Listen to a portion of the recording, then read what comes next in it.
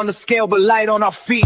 Big dreams, big crews, making life so sweet. Strutting through the city, got that confidence loud. Living large, 300 pounds, standing tall in the crowd. Oilers on the ice, thought they'd light up the night. But 2 L's in a row, man, that don't feel right. Still we ride for our team, let the hunger ignite. Every loss is a lesson, every win is a fight. We're 300 pounds, but our spirits don't weigh. Living large every moment, never fading away. From sunrise to sunset, we're chasing the sound. In this heavyweight life, joy knows no bounds. Stamps hit 80, Chevys 49. Legends in our making like a vintage red wine. Through laughter and tears, we all intertwine. Age to perfection, still shine on steel prime. We're 300 pounds, but our spirits don't weigh. Living large every moment, never fading away. From sunrise and sunset, we're chasing the sound. In this heavyweight life, joy knows no bounds. Running at him, struggled, no TDs in sight. Receivers limping off under stadium lights. Stamps took the win, ran the field with might. In this battle of titans, they own the night. We're 300 pounds, but our spirits don't weigh. Living large every moment, never fading away. From sunrise to sunset, we're chasing the sound. In this heavyweight life, joy knows no bounds. Snoop rocked the house, Lions took the stage. Honeymoon with Chevy, wild like a rampage. Tuesday night rides, dreams in our gaze. We're living lives, setting the world ablaze.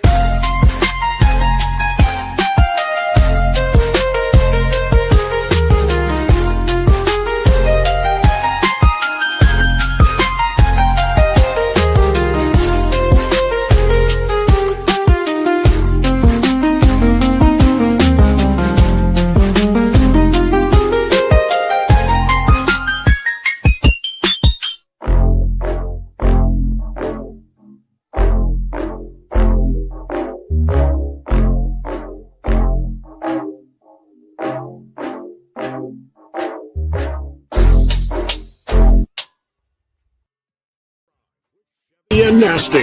Host Randy Chevrier and Sheldon Napashka guide you through great stories that spark great conversations. Two really big guys talking a big game. The boys are locked in and ready to go. Welcome to the ride.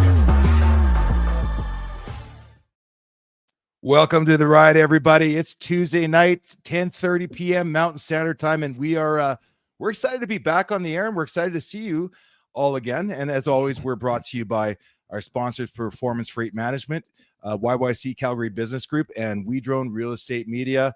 A little bit different look outside. We're kind of getting into that summer weather here in Calgary, Alberta right now. But I'll tell you what, Chev, this smoke in the air is bringing me down. I mean, I am We Drone. I am the guy out there taking real estate photos, droning buildings. It's not so much fun. I just bought a brand new drone. All excited for the summer season, and the smoke comes in June.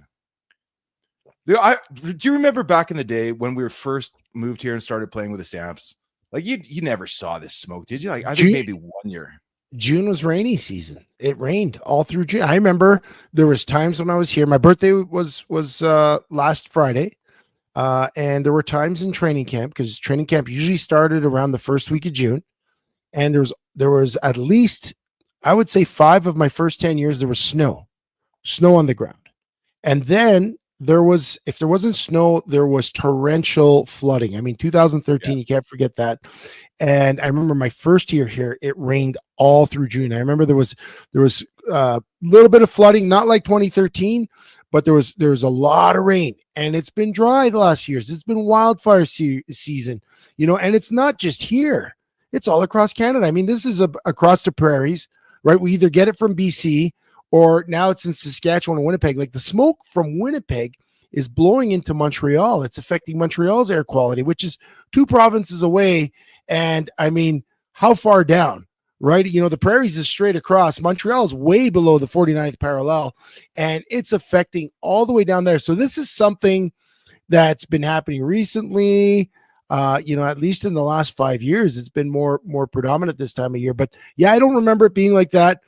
It really does suck because, again, not only are you trying to figure out if it's sunny, cloudy, rainy, but you also got to know if you can breathe. Yeah. And and that sucks. You know, like Saturday, I was in Red Deer. We woke up in the morning, went outside. It was super smoky. It cleared up by the afternoon.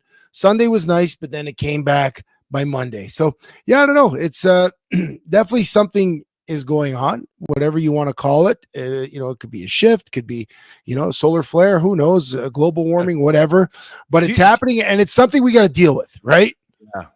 Yeah. You know, I think it's one part, you know, you go through those spans, and yes, it is dry out there. It has been you know, extra dry these last few years. We're not getting the rain right now. Bruno says raise carbon tax to stop it. You know what we got to do is we got to start educating people not to be idiots when they're outdoors. I saw an interesting, might not be the case for the BC and the Alberta fires. Manitoba, 98 out of 109 wildfires started by humans. Yeah. I mean, but you got the conditions there. The conditions are there. It's dry, people. Be smart. But again, even in that though, Sheldon, I mean, it started by people, could be a fire, could be a train coming by, sparks to the brakes, could be people ATVing. Like, it's not just someone that's being a dumbass out in the woods against the fire ban. That does happen, but when it's human causes, there's a whole host of things that can happen. I know you're the fire, you are the fire expert, but let me keep this fantasy and just blame stupid people, because it feels better just to blame it on the idiot with I don't know, fireworks in the middle of the forest. Because in my mind, Chevy, that's what I see. Chevy, episode 79 tonight. Yeah. Who do we have on the docket? I wasn't really following along on the 79 conversation because I didn't know a lot of guys. Well, you know what? There weren't too many. If you know, I look at my usual sources for numbers, and I couldn't really find anything. And then I went to the Stampeders. I looked at their numerical roster. So I guess first we'll mention Andrei Markov, great player from the Montreal Canadiens. I think he played 15 years for the Habs. Quietly one of their best leaders. He was captain, I believe, after Saku Koivu left, and he was there up until 2014, which is I mean, I guess it's over 10 years ago now. It feels like yesterday, but Canadians have had a couple of captains since Markov left. But yeah, he was a great player for the Habs. Trey put up Frank. Who is that? Frank Maroff. Maroff played 2 seasons. There's not really much, but the one that I looked at, and it was kind of interesting. I saw one season in 1954 was a gentleman by the name of Gene Brito. And I thought, oh, maybe this guy's related to Gino Brito, the famous Canadian wrestler. So I looked him up. Well, he wasn't. Not related to the Canadian. Oh, Markov played till 2020. What the heck? I thought it was 2000 to 2014. Whatever. Anyhow, back to Gene Brito. So he's not the descendant or ancestor of Gino Brito, the famous Canadian wrestler. But when I looked this guy up, he played 1 year for the Stampeders in 1954. But he played, I believe, for the Washington Redskins before that. And then after that season, he went back to Washington. He was named to one of the Redskins' all-time defensive linemen for their 70th year anniversary. And that guy that we just looked at?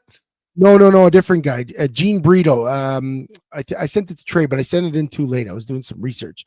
But yeah, and he was one of John F. Kennedy's favorite Washington Redskins. So he played for the Redskins from 51 to 53, came up to Calgary, was Western Conference All-Star, and then went back to Washington from 55 to 58, and then the Rams from 59 to 60. So quite a long career. He's a defensive lineman. He also caught passes. And I just thought it was interesting because this lowly number 79 for the Calgary Stampeders that played 1 year for the Stamps went on, and he was he was a Pro Bowler in the NFL. He is one of the 80th greatest Redskins. And also, what's actually really cool, he was a staff sergeant in the U.S. Army and a paratrooper with the U.S. forces during the Pacific War and World War II. Oh, wow. I mean, that guy lived in the age. You know what I mean? He was in the age of they got stuff done. He wasn't just a football player and he trained his whole life. He was a football player. He went to war. He come back and he's still a football player and a good one. Back then, you didn't play in the CFL, NFL, and have a side hustle with a podcast or as an influencer. He was a paratrooper, a defensive lineman was a paratrooper. That's a big deal. Yeah. So Sheldon, let's keep the show on the rails because we said we're going to keep it on the rails. You know what we do every weekday, first segment, 10 minutes in, after we hit you with some hellos, and let's hit some hellos. Bruno, Todd Cozy, thanks for the birthday wishes. We got Dine and Dash Dad. I got to call him out later.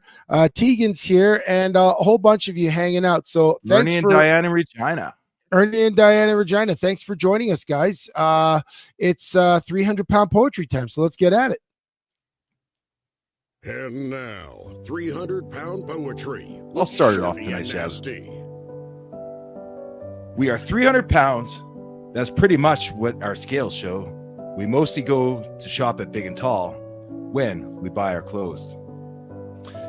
With such excitement, we thought the Oilers would be ready to compete. But 2 terrible losses in a row.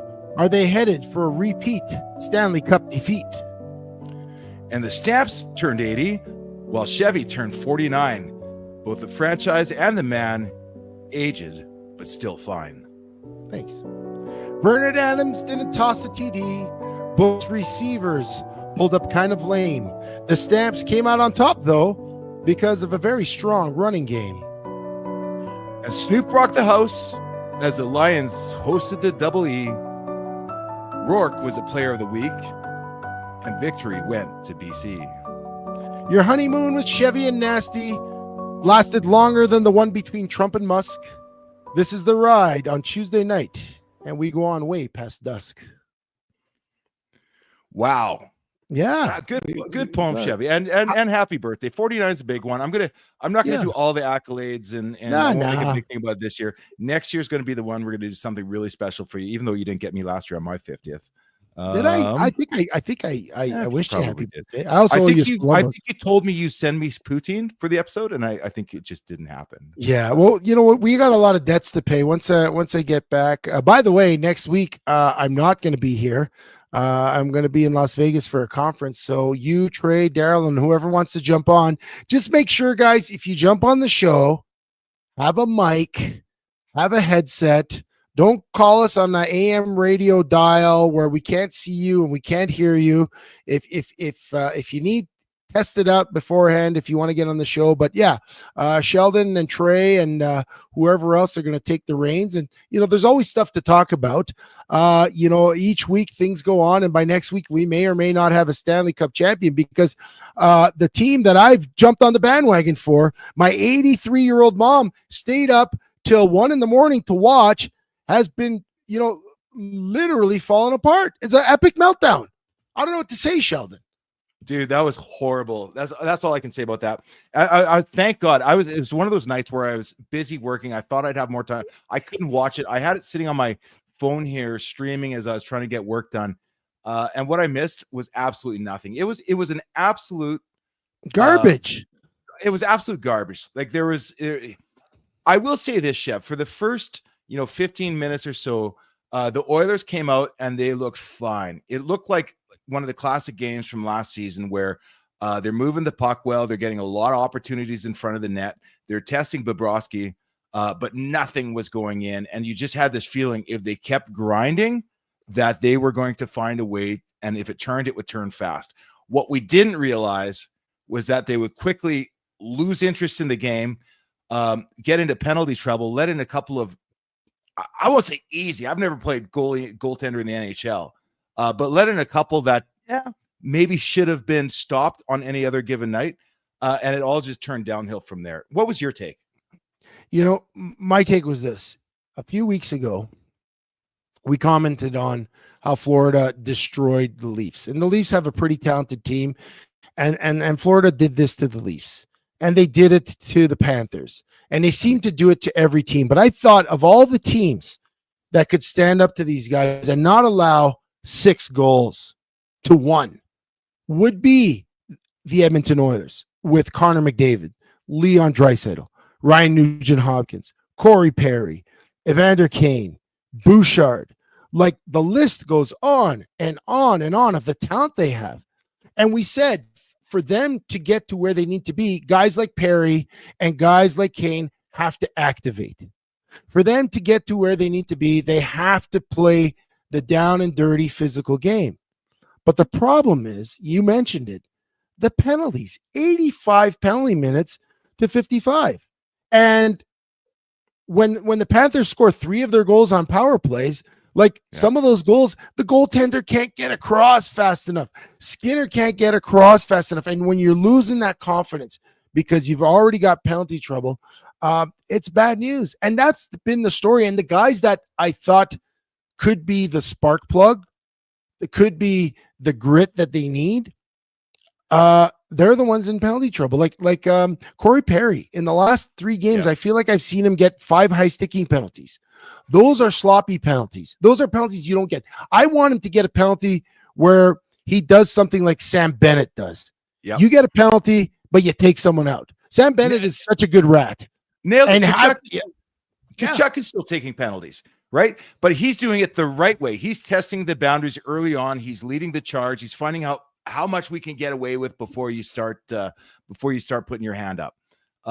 It was, if there's one thing that bothered me about this game, it wasn't that the Oilers weren't physical enough and they didn't match up and beat down the Panthers in a physical game. It was the fact that they were skating around like a bunch of little bitches that were getting upset and butthurt. They couldn't control the end of their sticks. And as the game went on, it came out in frustration in the weakest way. I always hated to see a guy lose his composure on the field, even though it happened to me from time to time. Yeah. Well, when you see a guy absolutely lose composure and start taking unnecessary penalties, it's like, come on, where is your head at? Are you trying to show the other guy how tough you are, or are you trying to win a championship here, boys? Oh yeah. Well, you saw it. You saw it all come to a head at the end. Was it Frederick smashing Bennett, breaking a stick over his back? Like that's when you know. That's when you know the other team has won. And if they don't fix it, like I've seen some of the headlines, and they were laughing at us, Chevy. They were laughing at us on the ice. The Oilers said they vowed to be ready for Game 4. In my mind, that's telling me they were not ready for Game 3. That's what it's telling me. Because if you have to come out and say, "No, we're going to be ready for Game 4," well, shoot, I don't want to hear it. Edmonton fans don't want to hear it. Nobody wants to hear if you're ready. Show us that you're ready. Go out and win a freaking hockey game. Don't get embarrassed 6-1 when you have the best players in the world. Like, show us that you're ready. Don't tell us you're ready. Like, no one wants to hear, we're going to be ready for this one. Because what if you're not? And, you know, we got Trey in the fetal position at home crying in his Oilers jersey because he's having nightmares and flashbacks from last year when they didn't get it done. Trey said it best last night on the chat line. He said, you know what? I would rather my team miss the playoffs for the next 20 years than have a repeat loss in the Stanley Cup final. And that's the pressure Oiler fans are feeling. That's probably the pressure Oilers players are feeling. But guess what? That's what the paycheck's for. Go out. Yeah. There's nothing else to say. You know, I'm not even an Oilers fan and I'm pissed off. I'm all in. Like I'm bandwagon. That's how I was watching Winnipeg just like deteriorate in front of our eyes. But you said it best right at the start of this when you said that Florida Panthers do this to everybody. Yeah. There is some magic sauce in the mix there that the rest of the NHL has not quite figured out. And I think I think it comes down to chemistry, coaching, and timing. I mean, everything's peaking at the right time, and you can want your franchise to peak, but it doesn't mean it is going to peak. It's going to have to happen naturally and organically. But Chevy, listen to this. We're only 3 games in. Yep. Things can change. Things can change, and it can change big in a hurry. And the only thing that we can do is sit tight, hold on, and wait till Thursday night. And the way that emotions change. I mean, this feeling that you're having right now, if you're an Oilers fan, I know Flames fans are loving it. But if you're an Oilers fan, this can change. You could be back to even series in just 2 more nights, folks. You just got to wait and see. One last thing. Trey writes in, I tell me he's being sarcastic. Calgary could really use someone like Bennett. Trey, we had someone like Bennett. His name was Sam Bennett. And I think you're just being, I think you're just digging there a little bit, but yeah. But we a couple of good comments. I saw one from Daryl Trey put it up. Yeah, look at the mental game. Look at the body language on the ice. The Oilers looked like they had lost it. I mean, and the thing is, Florida isn't an overly big team. Kachuk, Bennett, and Marchand, they're all shrimps, but they sure know how to play their role, and they know how to. And Marchand's got I think it's 5 goals in the last 4 games. Like they bought Marchand for this precise moment. They bought Seth Jones for this moment. They added to the team, and it's showing. Oilers are going to have to show up. And then I like what Jamin put out there. Jamin said that they could become the NHL version of the Bills, and we talked about this. We talked about it right before the season started last week. Like, you don't want to be that team. You don't want to be that team. But yes, the Bombers did win. But, let's move on from that, because they're going to do something. By next Tuesday, you guys are going to have something to talk about. Maybe I'll chime in if I can, but I don't know where I'm going to be. Speaking of epic meltdowns, and we mentioned in the poem, did you get a chance to take a look at the bromance that's dead? And I'm referring to Elon Musk and Donald Trump. It started percolating early last Tuesday when Elon called out I think it's called the big beautiful bill that Trump was trying to push through Congress. And Elon, who was asked to find inefficiencies in the government and asked to find ways to save the USA, and he did it. And he's at great cost to his personal self and reputation. I'll add. Yeah, he really put it out there. But the president of the United States asked him, said he did a good job, and then last week he saw something he didn't like that was unfortunately put out by his buddy Donald Trump, and then it just eroded. Yeah, it just eroded. It went downhill. Yeah. Go ahead. Yeah, that was something. I mean, I saw that same tweet on Tuesday before the show, and I was thinking about bringing it up, and then it fizzled over. I don't think it came up again until midday on Wednesday or Thursday. Yeah, midday on Thursday. At first I'm sitting here thinking, you know what? The nice thing about being a conservative, for those of you that are, is there's no need. You never feel the need to agree with the person next to you. Like, you want to feel united, but you do not have to agree. And, I was feeling for Elon because, as I just said, he did put his reputation, his company's reputation in great peril by siding with one of the most polarizing figures in the last 100 years of government. I mean, they were burning his cars. They were throwing Molotov cocktails, Chevy, at his dealerships. When was the last time you threw a Molotov cocktail? I never have in my life. I don't know what it takes to get a person that angry. And he jumped on that side. And then only to find out that this big, beautiful bill, after trying to cut $1 trillion in spending, only managing around 100 to 160 billion, maybe, that the government you're trying to support is actually increasing spending. I mean, It almost feels like you did it all for nothing.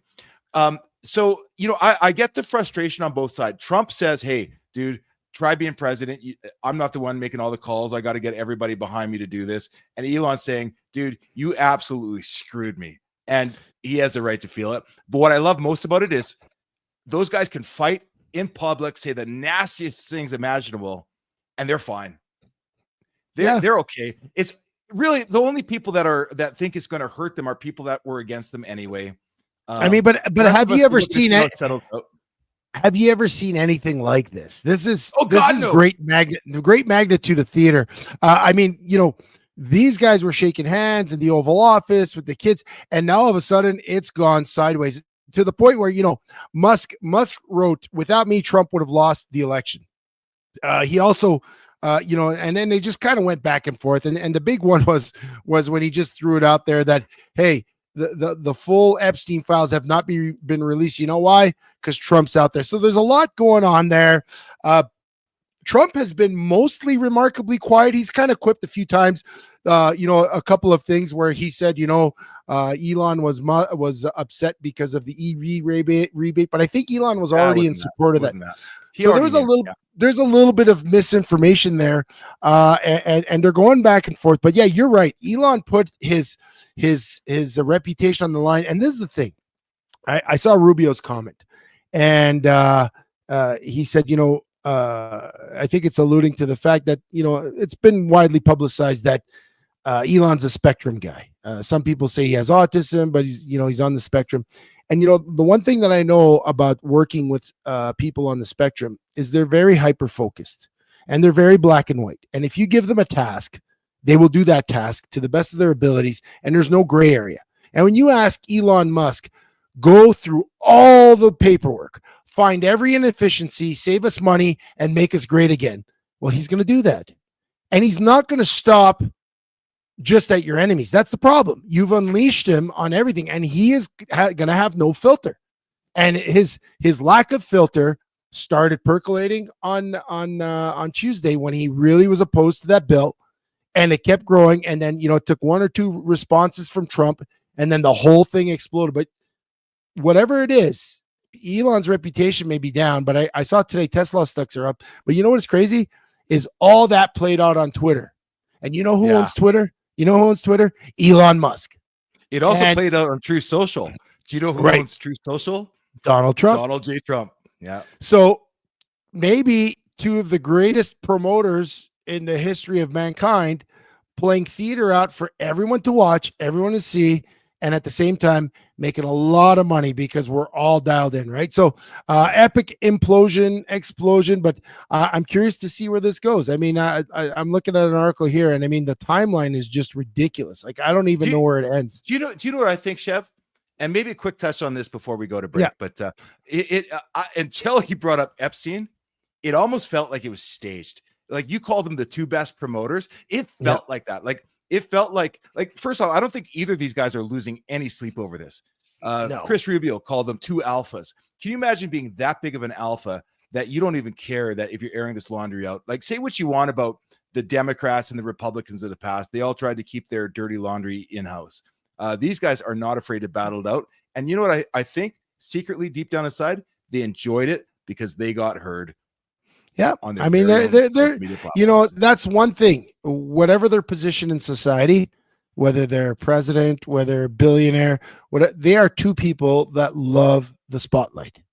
From Donald Trump's days as a WWE guest to his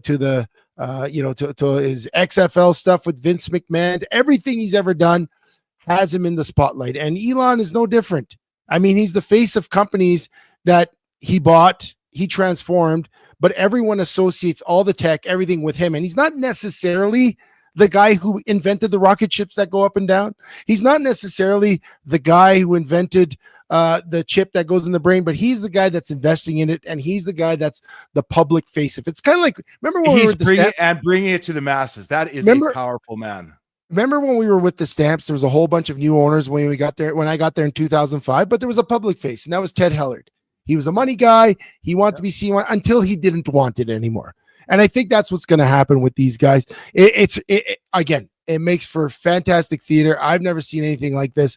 I still think that, Elon Musk is one of the most enigmatic people I follow in terms of all the great things he does, but then all the different things he does. And then you mix in Trump. I mean, you can't find this on WWE. You can't find this anywhere. The soap operas that my mom used to watch. You can't find two people like this in recent history. That came together at this kind of time.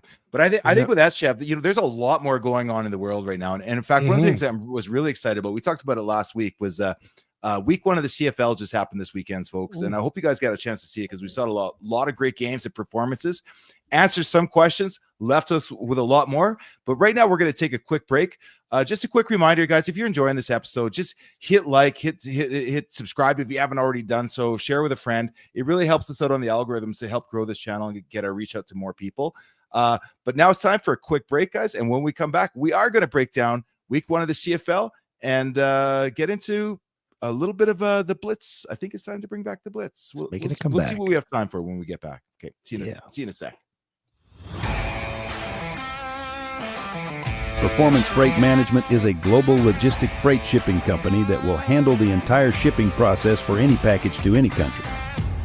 Whether it be a simple truck shipment from your office to Toronto or your company importing generators from China, PFM Freight handles it all. We have the expertise and technology to handle any shipping requirements. Skip the guesswork and let us take the shipping pain off your plate.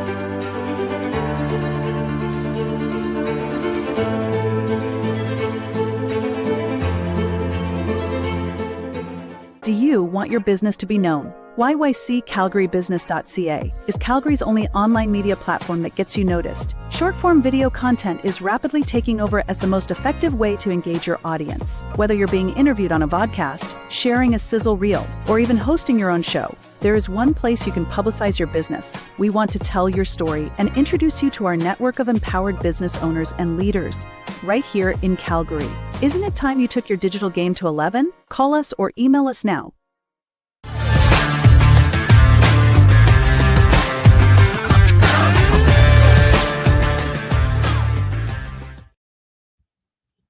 Welcome back to The Ride with Chevy and Nasty. Thanks for joining us, everyone. We're brought to you each week by Performance Freight Management, We Drone Real Estate Media, and YYC Business.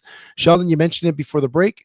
Last week was week one of the CFL season. Now, lots of places we can go. We can obviously take a look at the individual games, but I think we should start by talking about our CFL pick and pool, because there's a lot of people that I'm seeing in our comments that have listened to the game that they should be in our pool. Like Bruno should be in our pool. Todd Kozak should be in our pool. Rubio, who knows nothing about CFL, should be in our pool just to see how he does at the end of the year by making random picks based on his like or dislike of poutine and the proximity of the team to Quebec. Chad Smith, the Dine and Dash dad, should be in on the pool to compete against his child. I even got my children on the pool. So, guys, if you want in on the pool, Trey, I don't know if you can get up the code, but it's a little complicated though. The CFL site's a little complicated, but don't lose faith. We had one person join us last week after the show. He called me on, I think it was Friday. He's like, is it too late to join the pool? It's not too late to join the pool. Just you'll have lost those first three games, which he did, and then he lost the fourth. So he's at the bottom of he won a game. So let's talk about this pool, Sheldon. First of all, how did you do this week? You know what? I'll tell you, I did okay. I did okay. Now you see a bunch of fours up there, guys that went with a perfect rate. You did not have a 4. You were 3-1. So let me caveat this. And he's going to make my duds list later, but one of my sons, my oldest, so I'm going to call him my dumbass son, decided that he's going to make his username Chevy. Now, I get that when he's on the ice, everyone calls him Chevy, and that's kind of part for the course, but he's in my pool. My pool put your is jersey called number on there at least. My pool is called the Chevy and Nasty CFL Pick and Pool, which would give me rights to the Chevy name. So my son, I'm trying to get him to change it, but right now he's Chevy, and he's tied with Cool Raj, who happens to be Roger Reinson, former great Calgary Stampeders, 4 Grey Cup rings, so he knows a thing or two. We got Rob Evans up there, 3 by Sexy Cowboy, I'm not sure who that is, and Scott Robinson, who also played and a Grey Cup champion with the Edmonton Eskimos. So those guys are all undefeated. So we know who they picked, but you and I are 3-1. So who did you pick, or who did you lose out on? What was your pick? So for me, the Saskatchewan Ottawa was obvious. Saskatchewan would win in that game. I had Calgary over Hamilton. To me, that was obvious. BC over Edmonton. You know, the one that got me though, and I was waffling on this either way, was the Montreal-Toronto game. But this shows you just how uninformed I was going. I wasn't taking this. I was like the Edmonton Oilers going into game 3. I didn't even realize that Chad Kelly wasn't starting. I know that Chad Kelly was still nursing a broken leg from last year's playoffs. There's no way I would have picked Toronto. Bad move on my part. I picked Toronto. Kind of like in the Grey Cup when you switched your pick, right? No, nothing like that. Nothing like that. I'm a logical guy that worked through logic. Here, I just didn't take the time to work through the logic. I guessed, and that was my fault. Because I mean, who'd you lose? I'm going to guess. Can I guess? Yeah, you probably know who. Tiger Cast. You're such a believer. You thought Hamilton would. Yeah, there you go. Yeah, and I thought he played well, but a lot of drops. And last year was the same thing. He started off early. He was making good throws, but his receivers couldn't catch a cold in June.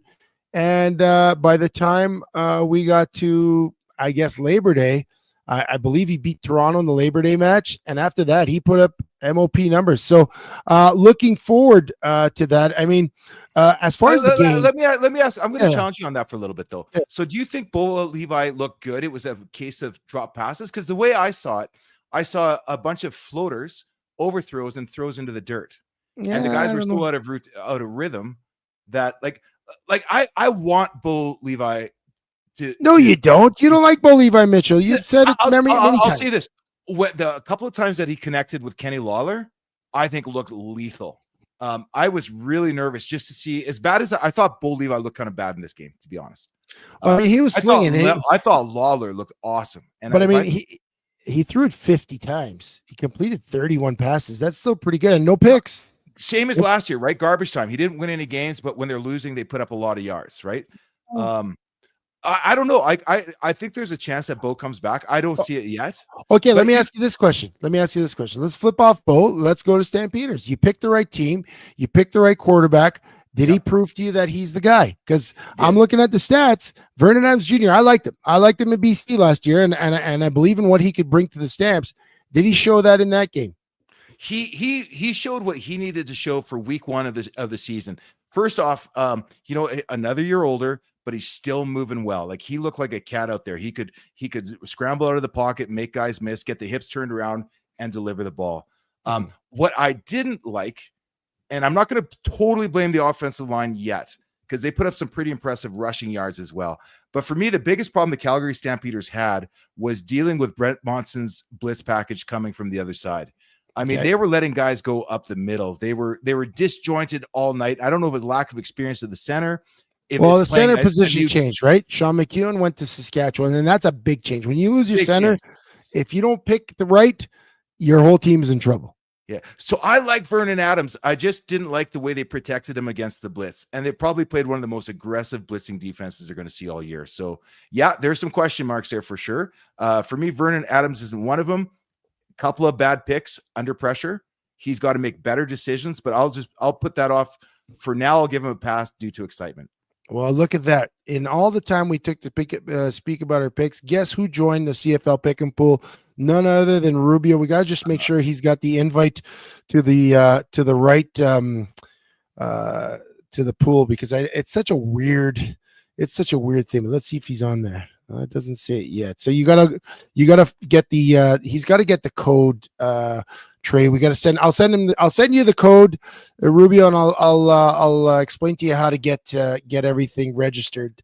And if anybody else wants to, and while you figure that out, you got a couple of votes there for Chevy Jr. Yeah, just Chevy Jr. Yeah, Chevy Jr. I mean, he could Luke Chevy. Pick your own name, man.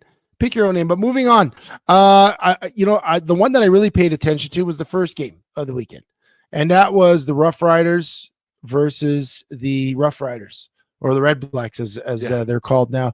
I thought that was an impressive game.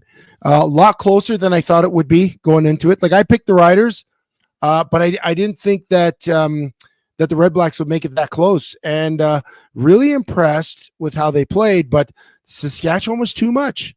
I thought Samuel Emelis really had a standout game. Like, just he was everywhere. Trevor Harris was Trevor Harris, right?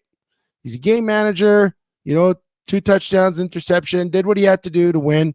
They lost AJ Willett. That's a big one, right? That is a big one. And as big as that is, because that's 2 seasons in a row now where he had early injury trouble. Hardly played last year at all.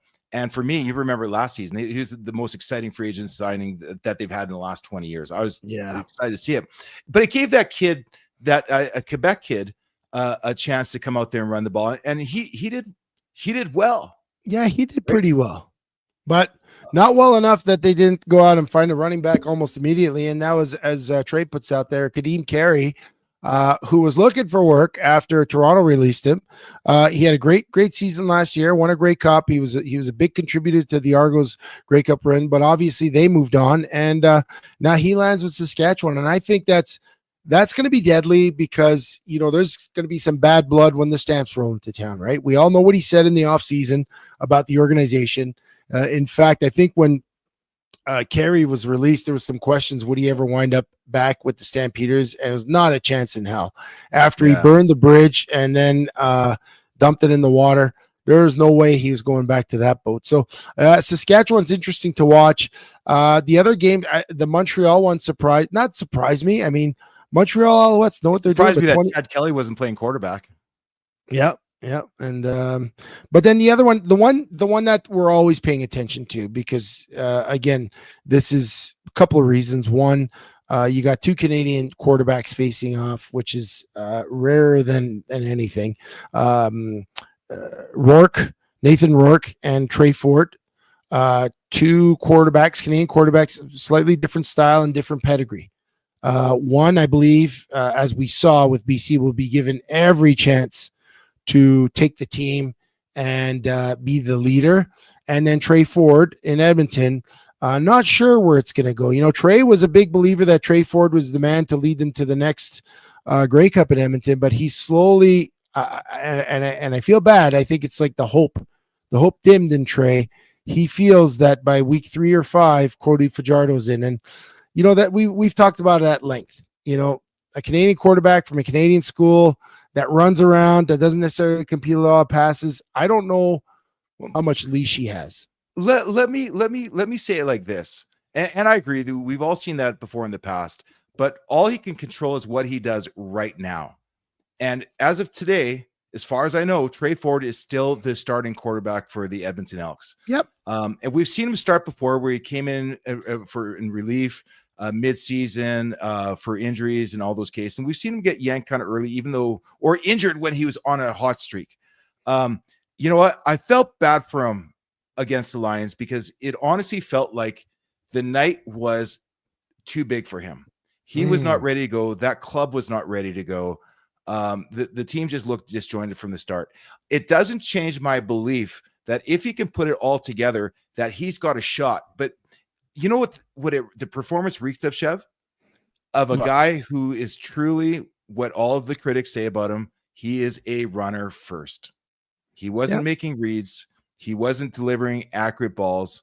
And it got me thinking, for a guy like him to be successful, do you need to create an offense around him? Do you have to think outside the box and make it a scramble first offense? I mean, he had 140 some yards passing. He had 54 yards on the ground.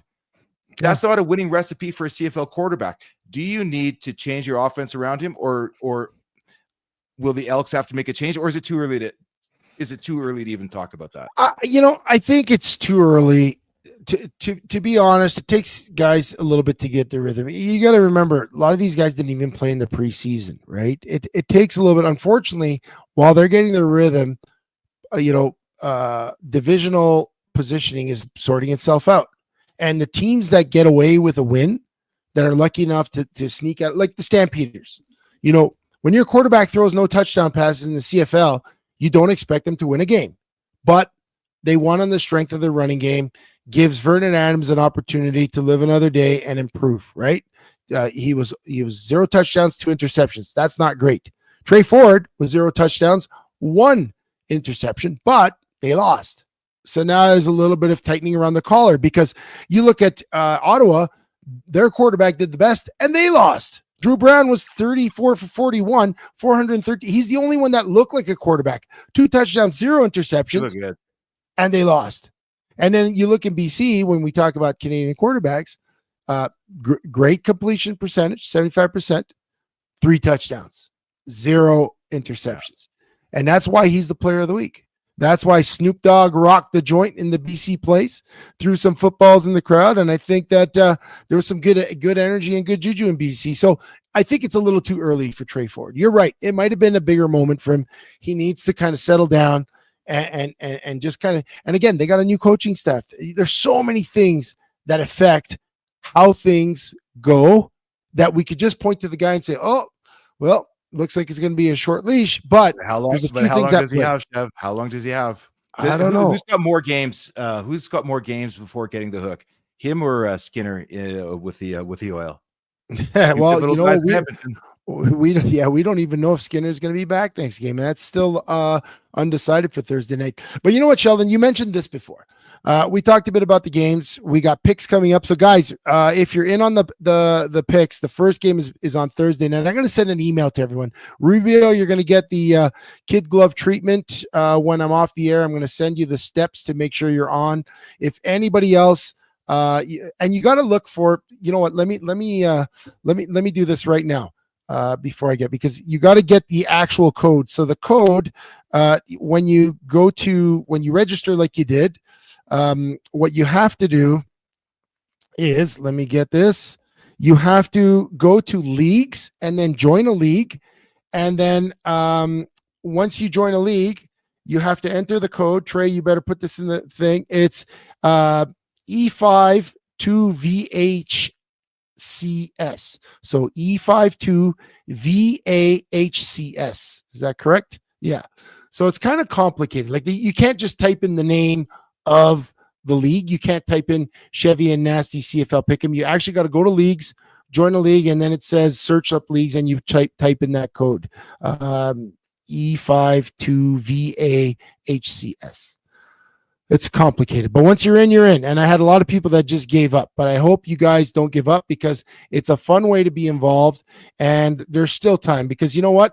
I might pick 4 losers this week, and I'm tied with Eric Beckler or my friend Dave Kanasevich, who only got 1 each, and Eric missed 3 of the picks. So there's still lots of time to get in on it. And I'm going to start writing a weekly email from the commissioner, and I stole that from Cool Raj. But let's continue with some CFL talk, but we're going to wrap it in the form of the Chevy and Nasty Blitz. We haven't done this in a while. I think it's time to bring it back tonight with the CFL season. So, Trey, hit the splitter. Time for the Chevy and Nasty Blitz.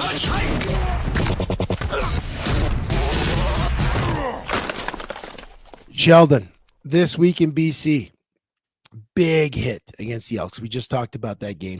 Big hit. I want you to watch this, and I want you to tell me, is this a dirty hit or a clean hit? Trey, can we hit that video? His best game when he returned from his NFL trial, but you know, like, oh my goodness, holy man, what a pop on Arkell Smith, who loses his helmet. It almost looked like Arkell Smith. A little bit of a lag here, but field and didn't see it coming. You know, Chef, to me, and from the generation I played, there's no intent to injure. There's an intent to put him on his back. Yeah. I mean, that was back in the day. That would have been considered a beautiful hit. I don't see any head-to-head contact or intent to. Yeah, we could cut that out, Trey. Arkell Smith was a receiver trying to come down with the ball. I see defenders trying to separate a receiver from the ball, because we can't forget this. Defensive coverage is not just about slapping away a pass. It's not about getting in between the receiver and the ball. If he's going for the ball and the pass is not secured, you separate the receiver from the football. It is absolutely a monster hit. He hit him on the rise. That's just physics of the game. I understand maybe when they start bringing in things like the defenseless receiver rule. But I think you also have to factor in, boy, that ball should have came out maybe a half second earlier. Clean hit, very unfortunate. I would never want to see my kid or myself hit that way. But I can't say it's a dirty hit. Yeah, no, I think after looking at it a few times, I would agree with you. A lot of chatter on social media. I believe there was, and Trey could maybe confirm this, if there was a penalty on it, but definitely there was a lot of chatter about the hit. And the helmets flying off. I remember I actually got fined 1 year in BC. I hit a guy super clean, but his helmet came off. And that was the year where guys' helmets were just flying off left, right, and center. It was, you know, you get fined because a guy's helmet flies off. And, you know, Trey said, yeah, in this case, there was a penalty thrown. I guess at real time, real speed, if you're a ref and you just kind of even blink for a second, you might miss that it wasn't a hit, but I think refs are taught to err on the side of caution, unfortunately. And in this case, it penalized a guy for making a great football play. You know what? I love it. The refs were taught to throw the flag on that. We were taught to what, Chev? Buckle up your chin strap. Yeah. Right. And play to the whistle. Play to the whistle. Yeah. Play to the whistle. Okay, next one on the Blitz. We are going to go to Aaron Rodgers. We've talked about him at length, right? From his time in Green Bay, where he wore his welcome thin, to his time in New York, where that, imploded and got a coach fired and so much stuff happened in New York. We thought it was the end. We thought by draft time, no one was taking a chance on him. We thought, hey, he's going to go off into his ayahuasca retreats, maybe do some of the Pat McAfee show, make some money that way. But lo and behold, after the Steelers lose not one, but two of their starting quarterbacks last year, which how do you do that? They decide to re-sign or sign Aaron Rodgers. And I mean, people have been talking about this for a while. Sheldon, what do you think? Is I would throw this one to you. This is your boy. You've been following this guy for the last 2 seasons of the show. How do you feel about this? Is this a nice move for Pittsburgh to maybe bridge a gap, or is this, because it doesn't feel to me like it's a Pittsburgh kind of move?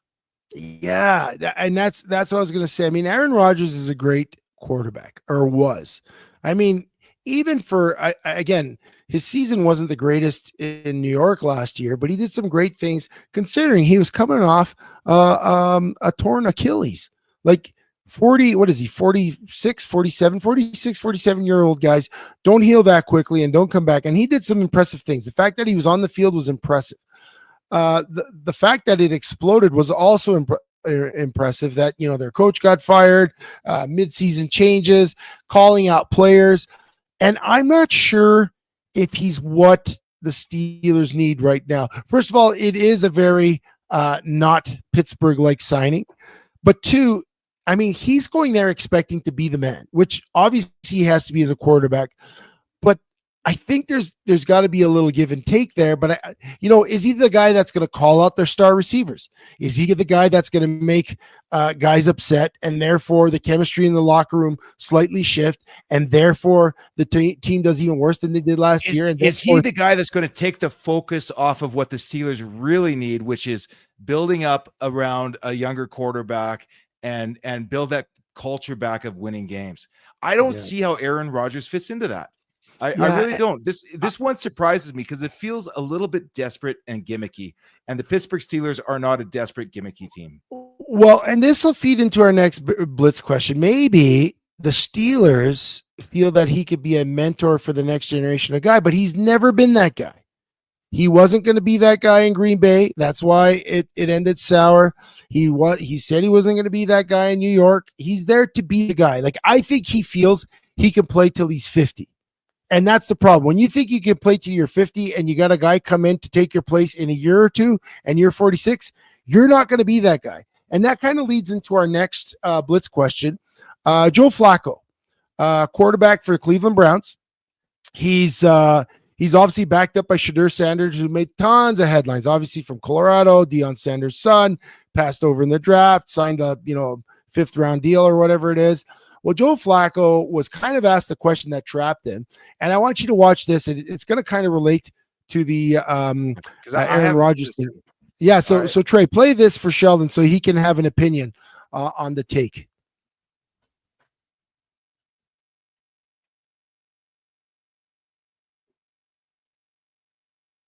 It's OTAs. It's fun to get back out there, and I am. Trey, do we have the quote? Yeah, Trey gave me an oops. Well, maybe fill me in, and then if Trey can so if Trey's queuing it up, I had sent it to him. So basically, Joe Flacco was asked if he's going to be doing any mentoring of Shedeur Sanders. And first of all, he said, listen, guys, he's like, you asked me that question.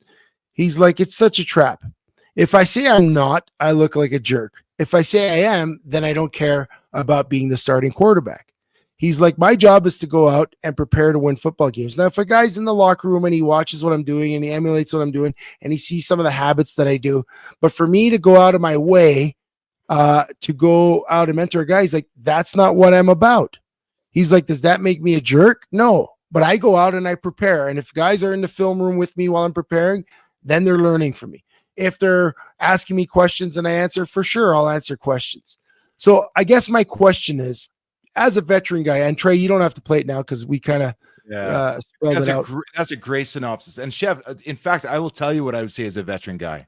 Yeah, what would you say? What happens next between me and Shedeur Sanders is 100% up to Shedeur Sanders. I have approached this game the same way from the day I got into college, high school football, varsity, college, in the NFL. I built a career for myself, and I don't hide anything from anyone. If he is willing to come in and learn the ropes and respect the game the way I've respected the game, I have a lot that he can learn from me. Will I chase him around? Will I call him up late at night and ask him if he's watching film? I will not do that. The next year of Shedeur Sanders' life is 100% up to Shedeur Sanders. How's that? I love that answer, and I love that answer because this brought me back to when I think about Aaron Rodgers, I don't think they have Mason Rudolph in Pittsburgh, but I don't think they're going to be mentoring each other. And I think that's exactly what's going to happen there. I could see Joe Flacco being a little bit more open to it because he's kind of been around. He's been everywhere. He's kind of a journeyman. He's back in Cleveland for his second stint after I think he won a playoff game for them 2 years ago. But it reminds me kind of us.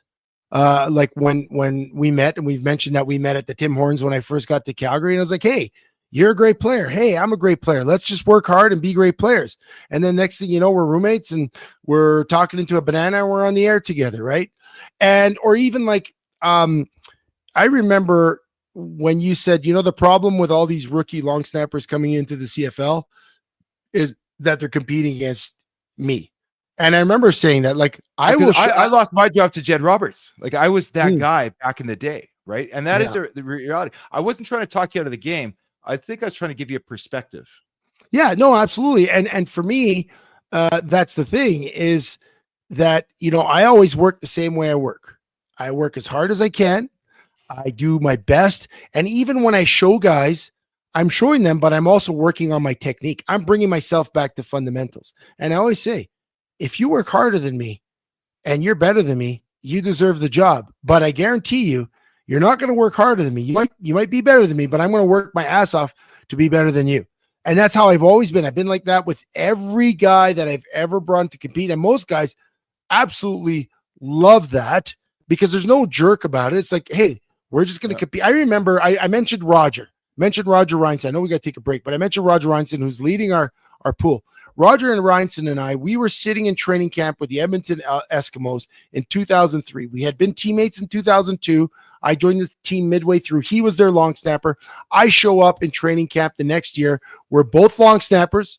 We're both sitting there, and it's the last day of training camp when we all go for a beer with Scott Robinson and Ricky Ray, and me and Roger are looking at each other like, Raj is in his 20th year in the CFL. He was like 38. And I'm the young guy, and we're both snapping well. And he's like, dude, he's like, I don't know what's going to happen. I don't know if I'm going to be here tomorrow. And I was like, I don't know if I'm going to be here tomorrow. I said, but he's like, we both did a great job. And you know what? It was fun competing against you. And who knows what happens? Well, the next day, we both made the team. I was the team's long snapper. They used him on special teams because he was a great special teamer. We became roommates and great friends, and we went and won our Grey Cup together. He won his third Grey Cup in 2023. So I think the key thing is just do your best, go out there. If you like to share your knowledge with guys, share it. If you don't, well, just keep working hard. What year did he win his last Grey Cup? He won his third one in 2003 with the Eskimos. You said 2023. You just blew my mind there for a second. Sorry, 2003. Yeah. And then 2005, he came off retirement and won his fourth one. Sorry, I got my years mixed up. I hated those guys. And Chevy, you're kind of one of them that just kind of followed around and won Grey Cups wherever you went. And I got one more in me. I got one more. I'm turning 50 next year. That's when I filed my papers. If no one calls me by the end of next year, I'll file my papers when I'm 51. But that being said, Sheldon, let's take a break. Guys, you know where to find us at Chevy and Nasty on all the social medias from Facebook all the way down to TikTok, and pick up your podcast, Amazon Music, Apple Podcasts, Spotify. You can also find us. They do a recast on the YYC business. Please like, share, follow, tweet, retweet, and stick around because we're going to get back in the third segment with Studs and Duds Trey's going to jump on, talk about how our mental health coaching helped them on the golf course, and then we'll wrap this thing up. Have a break, and we'll see you soon. Performance Freight Management is a global logistic freight shipping company that will handle the entire shipping process for any package to any country. Whether it be a simple truck shipment from your office to Toronto or your company importing generators from China, PFM Freight handles it all. We have the expertise and technology to handle any shipping requirements. Skip the guesswork and let us take the shipping pain off your plate.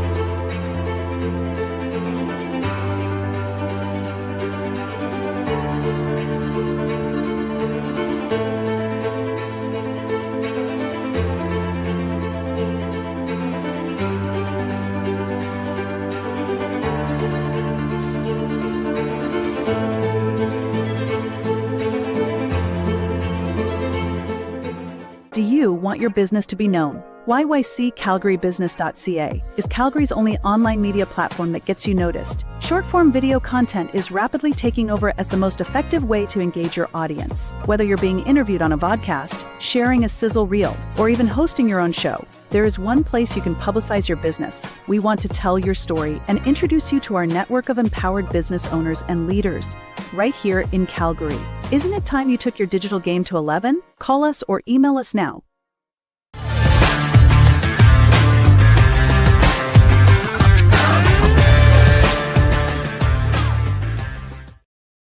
Let's go. Chevy and Nasty. It's the ride on a Tuesday night. Sheldon's just pulling his chair back up. You know, over the break, I checked my texts. Guess what? Chris Rubio, the pride of UCLA, pride of Lewiston, Idaho, long snap guru extraordinaire, puts everyone in the college ranks. Best bald head you ever seen. Probably the next guy I'd recommend for president of the United States. Found out very quickly how to get into the Chevy and Nasty CFL pick and pool. So if Rubio, an American that doesn't even know Canadian football, can get in, you guys all have to jump in because it's fun.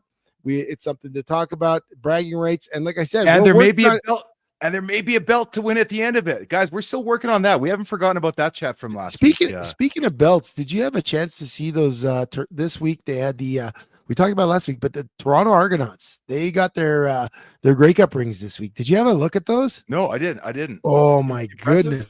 Oh geez, Sheldon, these look like you know, now I guess the trend with the championship rings is to have like the removable top. Well, you know, I think it was the Patriots or the Buccaneers that started a few years ago, where it's like a big gaudy ring, and then you take the top off, and then you see like the stadium and more artwork underneath. Oh, wow. It's pretty gaudy. You should look it up. You know, make it, I mean, I'm very honored that I have 3 Grey Cup rings, but it sure puts those to shame. My Grey Cup rings look like high school championship rings compared to the Argonauts new thing, but well deserved. They won last year with the backup quarterback Nick Arbuckle. Sheldon picked him in the Grey Cup, but decided to pick he pick against him, or he would have picked against him in the season opener. But let's get to what we always get to, studs and duds. I think it's time to rock and roll. Studs and duds. Let me I think I'll kick this one off because we'll put a little bow on the CFL stuff. We talked a lot about CFL, but my studs this week, Sheldon, none other than 2 of the greatest equipment managers, both north and south of the border. These guys have consulted NFL equipment managers all across the world, especially in the sport of football, because they are 2 of the best. Dwayne Mandrusiak, that you see on the close-up picture on the right, and George Hopkins on the left. Dwayne, obviously, if you don't know, legend with the Edmonton Eskimos. He's back in the fold after having been fired during COVID, which was just plain wrong. And then George Hopkins of the Stampeders, both 50-year careers or 50-plus year careers with their organizations. Lots of championships, lots of stories, lots of stinky underwear. But these guys are the 2 best guys They went into the Alberta Sports Hall of Fame. I sent the message to both of them. They both said the same thing. They both said that they're very honored that they get to go in with their best friend. And and I think that's just an amazing story. I mean, I got the chance to play for both of these guys, and yeah, they definitely took care of us. I know you got to play for both of them too. And anything you could say about them? I'll say this because I didn't know about this. But even watching the Stanley Cup Finals, and I'm watching the guys skate off and hand their gloves and stuff to the equipment managers, and it brought back to me looking Gio in the eye and handing him shoulder pads, getting help with the double-sided tape. It's not the nice thing to say how much you appreciate the support staff around you. These guys make the team. They've got your back. They're making sure that you're ready to go. And really, for me, when I think back to what I missed most about football, it was the combat of the game, and it was the amazing people that kept you going. Whether it was your athletic trainer or your equipment managers, these guys were amazing. And these guys would not have lasted 50 years and counting in the sport they love and devoted their lives to. And they're not getting rich by, because this is CFL. They wouldn't have lasted 50 years if they're not the best in the business. And are you surprised Gio's not? Are you surprised Gio's not wearing shorts in that picture? Yeah, no, I am actually surprised. That's the first time that I see him in pants. But I mean, it's a very special honor to go into the Alberta Sports Hall of Fame. He actually had to miss the game on Saturday to be there for the ceremony, which is interesting enough. About the honor, yeah. But but yeah, it's a big time honor. But for those two guys to go in together, two best friends, you can't have written a better story. And yeah, those are my studs this week. Who's your studs? My stat, not quite as meaningful as that, but I came across this little thing on TikTok or Instagram Reels this week. Trey, you can cue this up if I can talk over top of it. You know, you always think about the brotherhood of mankind, and you try to help somebody out when you can. Seeing this, I think this was some South American zoo.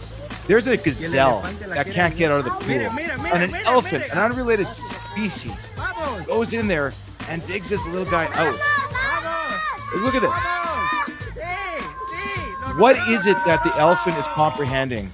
I'm sure he's not buddies with a gazelle, but to actually go out of his way, recognize another life in jeopardy, and go in there to make a difference, you know, it kind of just humbles me a little bit, makes me think, what if I saved a gazelle? Or what if I just did one good thing next week for a neighbor to make their life that much easier? It made me feel good. I don't know. I'm not going to tear up over it, but it really made my feels kind of feel this week. Well, and you know what? It is cool. I mean, I'm not going to get preachy here, but I mean, you see, animals do have empathy, right? I mean, it's what we love about dogs and what you love about your cats. They have a level of empathy, and we don't often see. No, well, cats can be mean, but you know, and human beings should have empathy. But a lot of times, if you just kind of relate it, why I think it makes you feel good is because we're lacking that a bit these days. We're lacking some of the gestures that you know just make you smile, like opening the funniest thing that I always I find is I'll open a door for dudes. Like I'll be that guy that I see a guy come in the parking lot and I'll wait with the door open, and it's the funniest. It's a good feeling because you see the most perplexed looks on dudes' faces when you hold the door open for them. You're like, oh, and then they're like, well, thanks. And I'm like, yeah, no problem. You know, but again, in society, you think, oh yeah, guys will only hold the door open for a woman and stuff. But if you just do nice things for people, it always comes back. And, you know, the elephant, you know, maybe someone's going to do something nice for him, you know, and yeah, I like that you shared that. I like that you shared that. Sheldon, want to go to duds? You want to take it away? Yeah. Or yeah, I'll start with my dud. This week, you know, like I said, I forgot that Chad Kelly wasn't starting this week, and I had to be reminded that this week in the Winnipeg Blue Bombers home opener, Zach Collaros is suspended. He's suspended for a week. Why would you ever suspend Zach Collaros?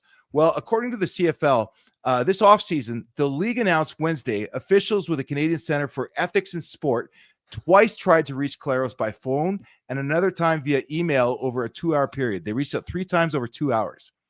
It added that Collaros failed to respond within 24 hours for his drug test. Now, here's the thing. I remember in college, we used to get drug tested all the time, but you were captive in on campus.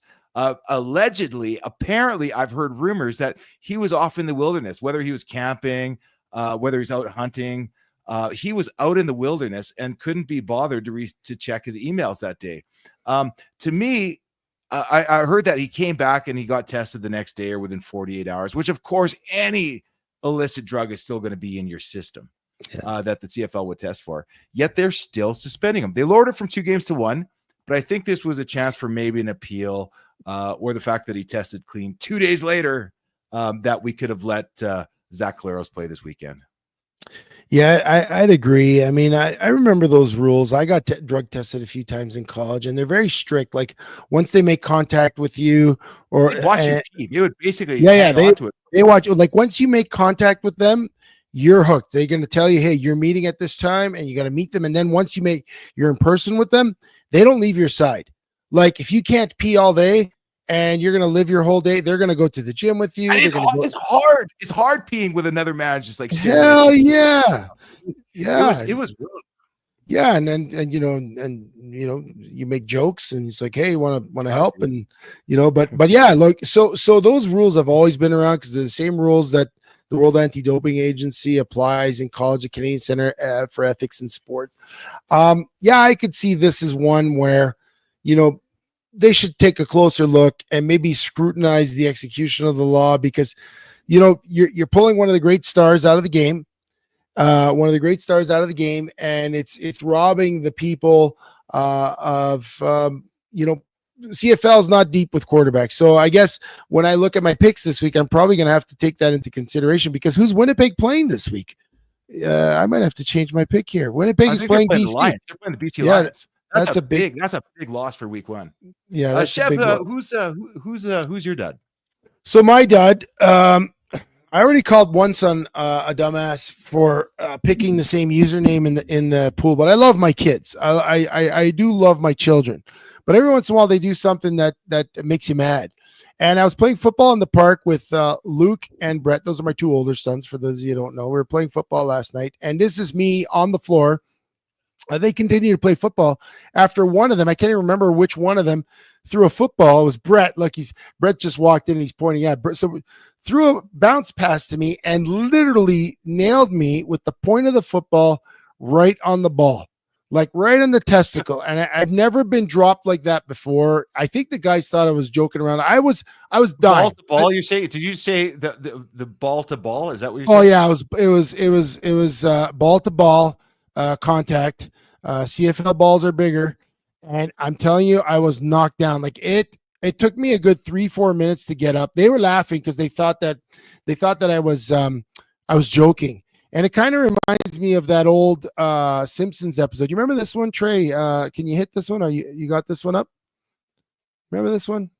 Start setting it up. Yeah, well, they were doing some awards at Springfield Movie Awards. Hans Moleman Productions presents Man Getting Hit by Football.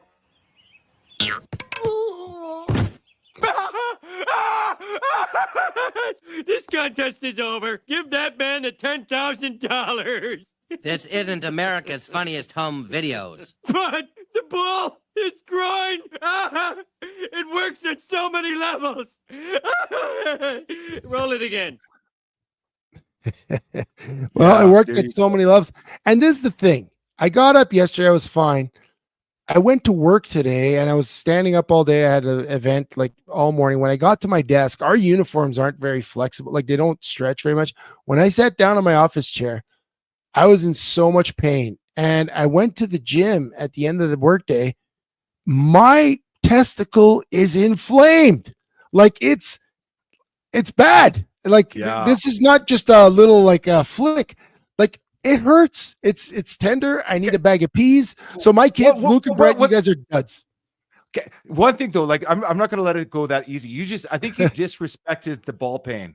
You said it wasn't just a little flick, but have you had it where the flick, I won't say it will cause that much inflammation. Sometimes all it takes is that flick. And it's knocks you down. Yeah, like, no, I agree.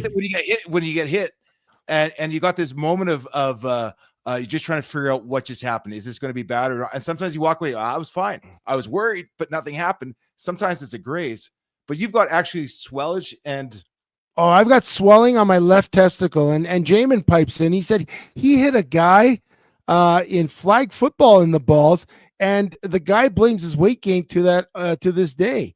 Some medical reason. I don't want that to happen to me. Like, I don't want to gain weight. Like, they're organs, dude. They're organs. They're the man. least protected organs on the human body. Honestly, I'm still in a lot of pain.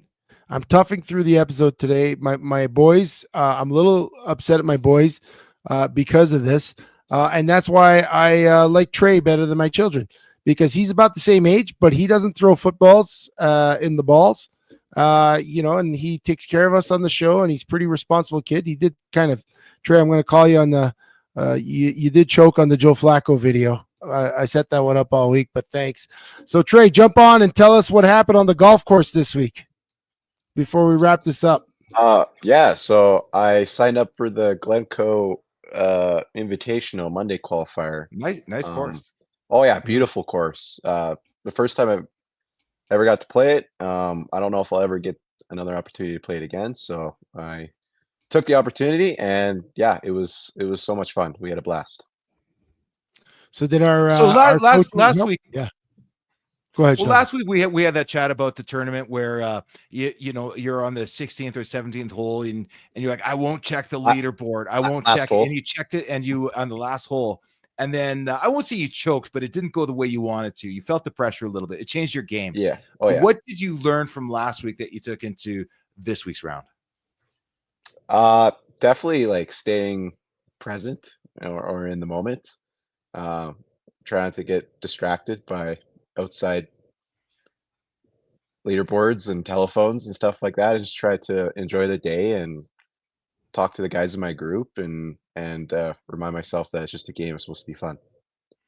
Now, was this a collegiate open, or was this open to? No, it's open. Was this? Yeah, open to I think it was just amateurs that were there. But there's pros playing in the tournament. But it's a pretty big invitational that goes on around probably the second biggest one in Alberta, next to the Mickelson Invitational. So it would have been nice to qualify. I didn't really have any expectations to. Missed it by a few shots, but wasn't too upset by it. And yeah, just had a really fun day on a really fun course with some of my friends. And yeah, just try to take some of your guys' advice. And I felt like the small building blocks were made. Some progress was made. Young Padawan. Yeah. And Chev, I think you could probably attest to this too. Maybe those weren't such small building blocks. How many guys from your university or other colleges didn't go to this tournament? How many didn't get the experience of playing in a prestigious tournament with guys that were well above their pay grade? And coming off of a tough week the week before, to actually play to a point where you said, I handled it well. I liked my game. I missed it by a couple of strokes, but I brought what Trey Smith is supposed to bring if I want to continue to get better. I mean, you're going to bring that with you for every tournament that you play in going forward from this day. You can handle the spotlight, unlike your Oilers. Yeah. Definitely like just happy to get the experience too. Like the course is completely different to what I usually play. I mean, greens are a lot faster. It's very tree lined course where Speargrass is pretty wide open, so you got to hit the ball pretty straight. I only lost one ball, so I was pretty proud of that. And I was the only one on the Dinos team that went to the golf tournament too. So you never know, maybe it's a step in the right direction, and maybe it might help me down the road. Well, well, there you have it, folks. Trey, thanks for sharing that story. My biggest takeaway from that is both you and Chevy lost the ball here in the last couple of days, but but good on you. Yeah. Well, I know Trey wouldn't shoot a football or a golf ball at my balls. I think he likes me more than that. I do. Yeah. Okay. Well, guys, it's been another great edition. It was the 79th edition. Next week is the 80th coming up. With the ride with Chevy and Nasty. I'm not going to be here, as you guys know, so make sure you guys got a show. I'll be part of the show planning right up until Sunday, but then I'll be out of commission. But you know where to find us. Chevy and Nasty, Facebook, YouTube, Instagram, X, Apple Music, Apple Podcasts, Amazon Music, Spotify said Apple Music, and TikTok, and also YYC Business. We love doing the show. It gives us a chance to get together and talk about all the things that interest us. And it also gives us a chance to interact with you guys. And that's the thing. Let's build this community. Let's have some fun doing it, and let's find more things to talk about and complain about. We're the Ride with Chevy and Nasty every Tuesday, 10:30 to 11:30. Happy to be here with you, and we'll see you next week right here on The Ride. See you guys.